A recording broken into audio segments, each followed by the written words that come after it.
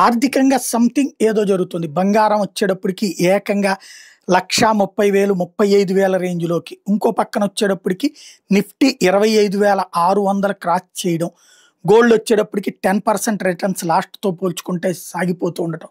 వీటన్నిటి మధ్య సంథింగ్ ఏదో జరుగుతోందన్నటువంటిది ఆర్థిక నిపుణులు భావిస్తున్నారు. యుద్ధం గనక రష్యా, ఉక్రెయిన్ యుద్ధం ముగిసిందంటే బంగారం విలువ పడే అవకాశం ఉంది.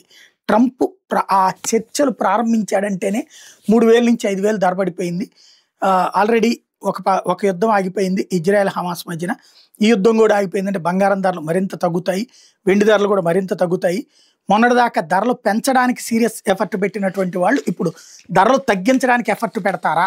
లేకపోతే గనక ఇది ఏమన్నా అంటే మొన్న ఈ మధ్యన గోల్డెన్ సాక్స్ లాంటి వాళ్ళు కూడా చెప్పింది 2 లక్షలు దాటిపోతుంది. 10 గ్రాముల బంగారం 2 లక్షలు దాటుతుంది.